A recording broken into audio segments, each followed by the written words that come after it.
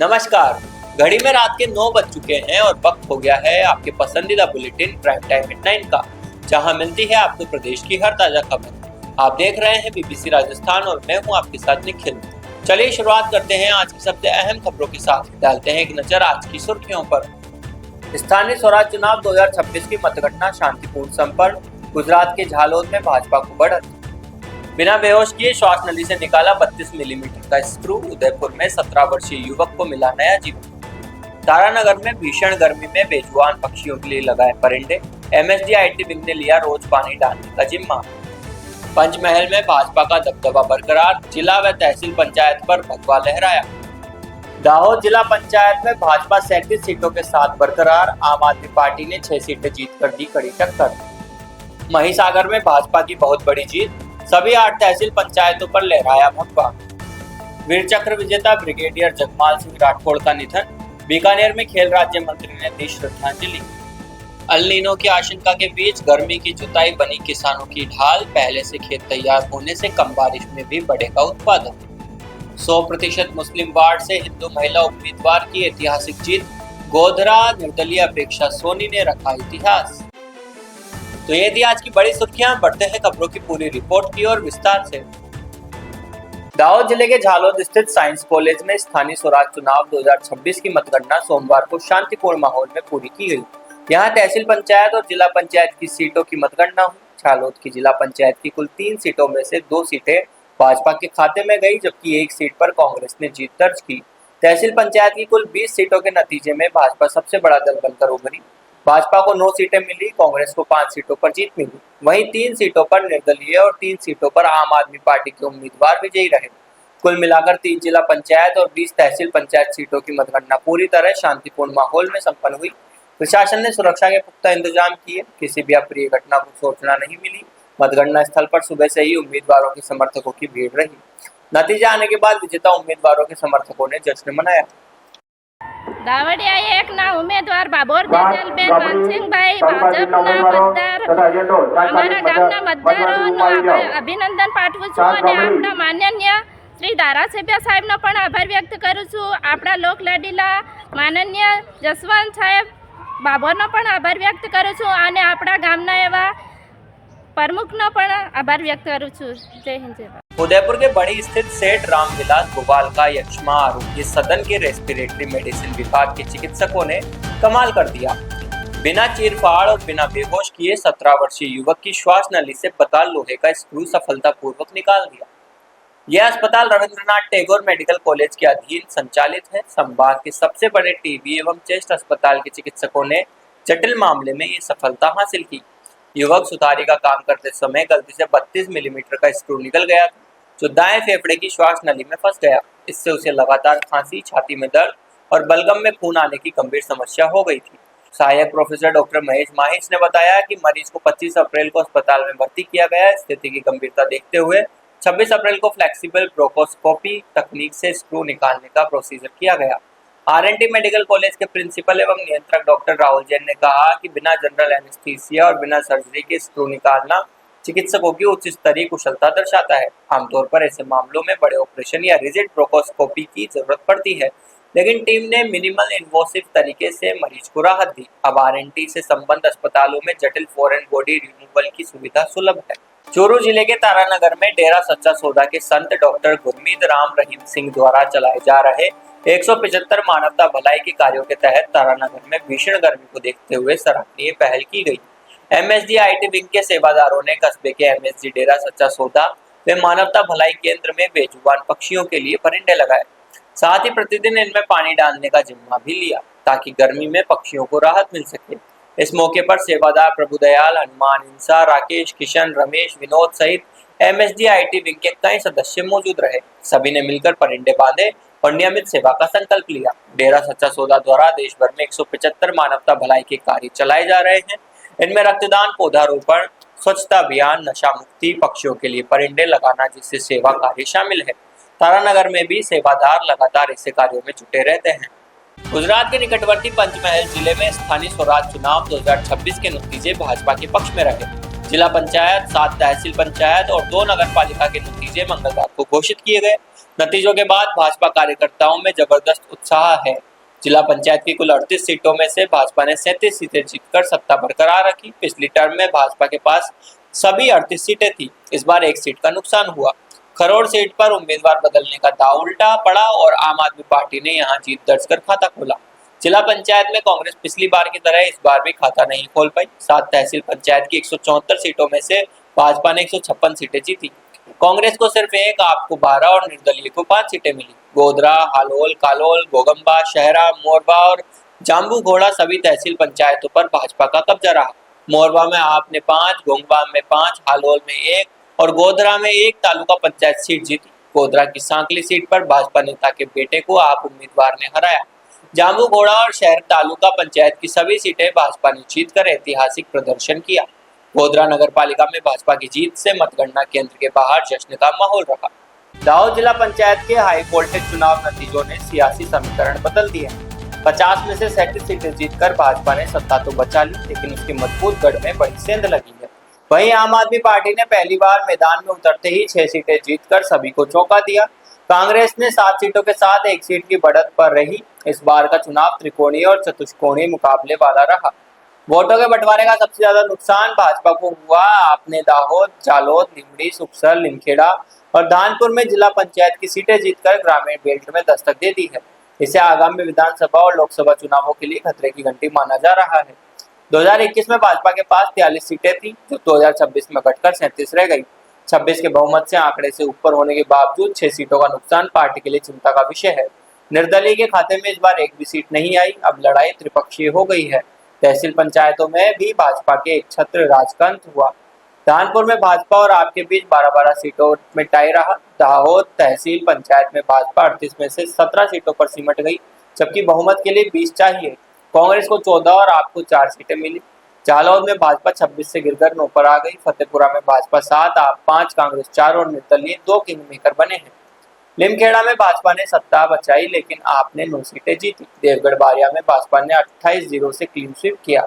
सिंहगढ़ 15 और संजेली 11 में भी भाजपा की सत्ता बरकरार रही। कुल मिलाकर भाजपा ने 1 तहसील गंवाया और 4 तहसीलों में बहुमत के लिए दूसरों के समर्थन पर निर्भर रहना पड़ेगा। राजस्थान में संभावित अल नीनो प्रभाव के चलते इस साल मानसून कमजोर, विलंबित और असमान रहने की आशंका है। ऐसे में राज्य की वर्षा आधारित खेती के सामने बड़ी चुनौती खड़ी हो गई है। कृषि विशेषज्ञों के मुताबिक इन हालातों में गर्मी की जुताई, खासकर गहरी जुताई, किसानों के लिए सुरक्षा कवच बन सकती है। कृषि विशेषज्ञ प्रोफेसर इंद्रजीत माथुर ने बताया कि अप्रैल से जून के बीच की गई गहरी जुताई खेत को मानसून से पहले तैयार कर देती है। अल नीनो के वर्षों में पहली बारिश को बहने से रोककर जमीन में सहेजना ही फसल की सफलता की कुंजी है। विशेषज्ञों के अनुसार चीजल प्लाऊ जैसे आधुनिक उपकरणों के 9 से 18 इंच तक गहरी जुताई कर मिट्टी की कठोर परत यानी हार्ड पैन को तोड़ा जा सकता है। इससे वर्षा जल का अवशोषण 25 से 40% तक बढ़ जाता है। वैज्ञानिकों का अनुमान है कि मात्र 1 सेंटीमीटर अतिरिक्त नमी प्रति हेक्टेयर लगभग 1 लाख लीटर पानी के बराबर होती है, जो सूखे में फसल को सहारा देती है। जोधपुर स्थित केंद्रीय शुष्क क्षेत्र अनुसंधान संस्थान के अध्ययन के मुताबिक वर्षा आधारित क्षेत्रों में गहरी जुताई से खरीफ फसलों की पैदावार 12 से 22% तक बढ़ सकती है।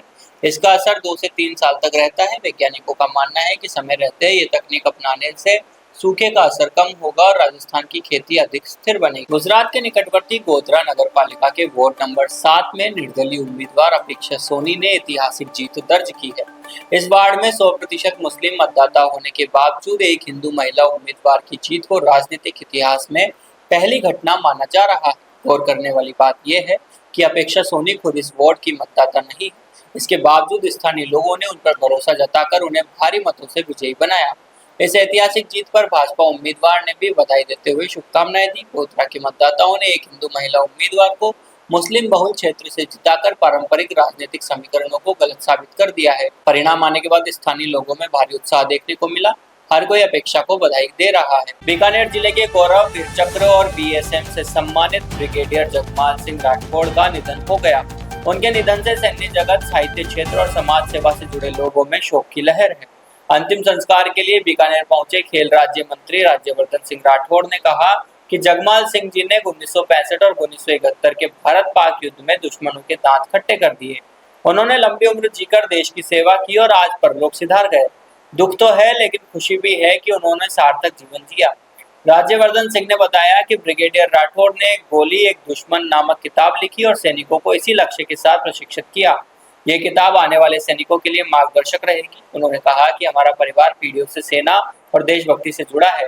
परदादा से लेकर पिता और बाबू साहब तक सभी ने देश के लिए युद्ध लड़े। उन्होंने याद किया कि बाबू साहब हमेशा ऊर्जावान रहते थे और चर्चा करते थे कि आज क्या किया, कल क्या करना है। जीवन को मकसद से जीना चाहिए। बीकानेर राजस्थान की मिट्टी योद्धाओं की है। यहाँ घर घर ढानी ढानी में सैनिक बसते हैं। ऑपरेशन सिंदूर के 1 साल पूरे होने पर उन्होंने कहा कि सेना को आत्मनिर्भर बनाने के लिए टेक्नोलॉजी जरूरी है। राजस्थान में किशनगढ़ में डिफेंस पार्क बनाया गया है। कंपनी आ रही है। स्टार्टअप्स के लिए 100 करोड़ का बजट रखा गया है। युवा छोटे ड्रोन बना रहे हैं जो निगरानी में काम आएंगे। नई टेक्नोलॉजी से भारत सुरक्षित और आर्थिक रूप से मजबूत होगा। एक बहुत बड़े भारत पाकिस्तान युद्ध के अंदर दुश्मनों के दांत खट्टे करवा दिए, क्या कहेंगे सर आप?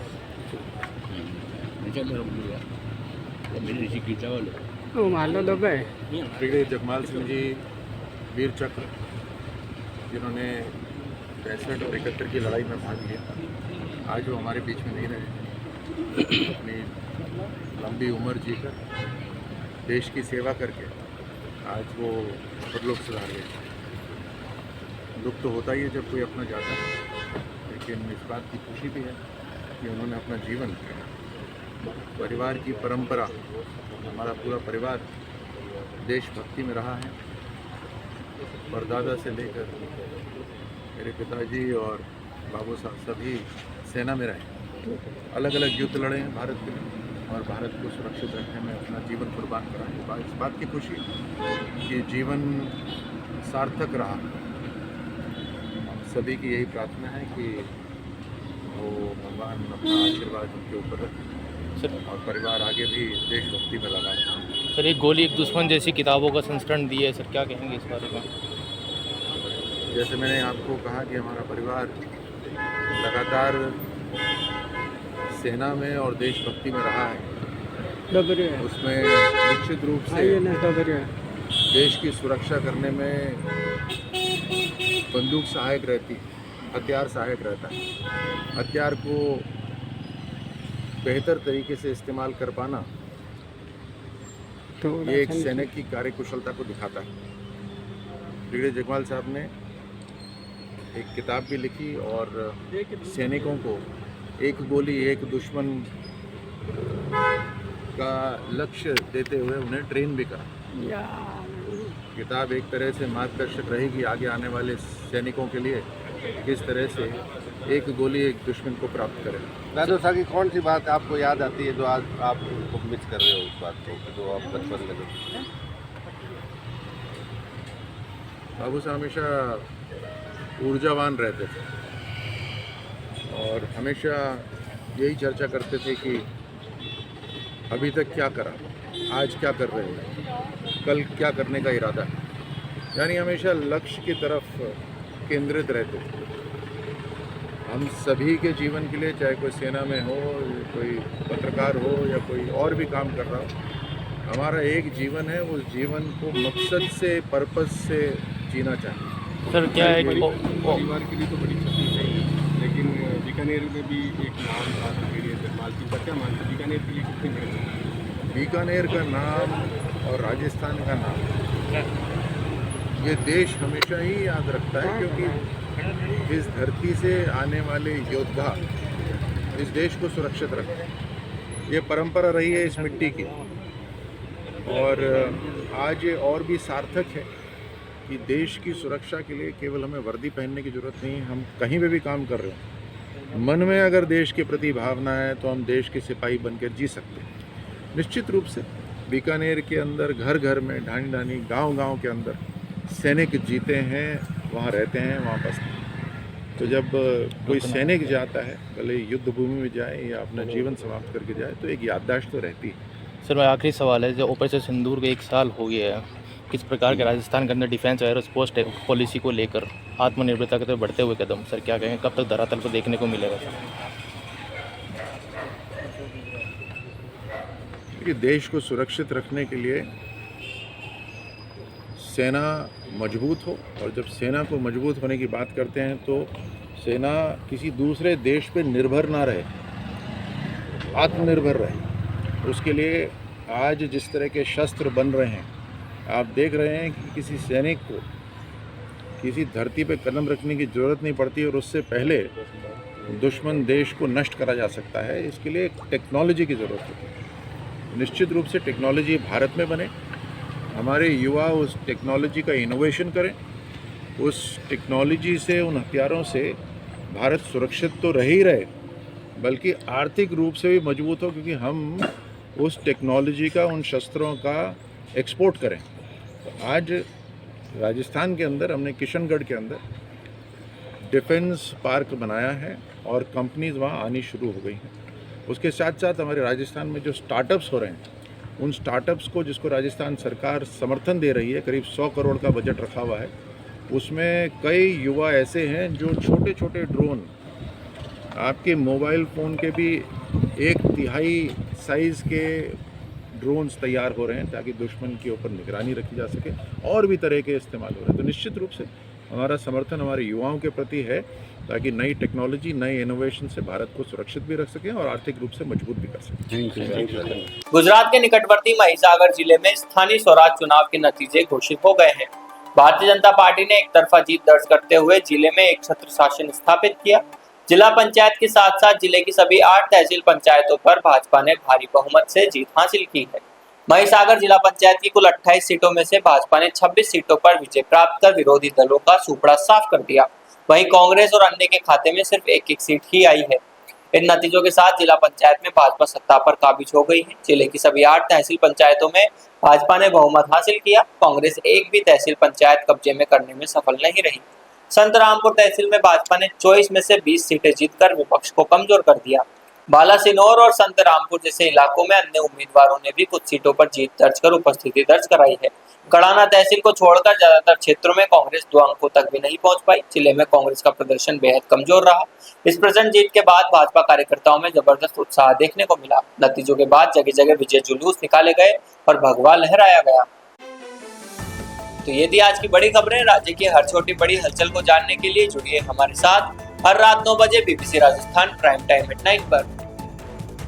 अगर आप भी अपने क्षेत्र, संस्था, समाज या संगठन की खबरें हमारे साथ साझा करना चाहते हैं तो हमें संपर्क करें 9414102499 पर और राजस्थान की हर ताजा जानकारी के लिए फॉलो करें और सब्सक्राइब करें हमारे इंस्टाग्राम व यूट्यूब चैनल BBC राजस्थान।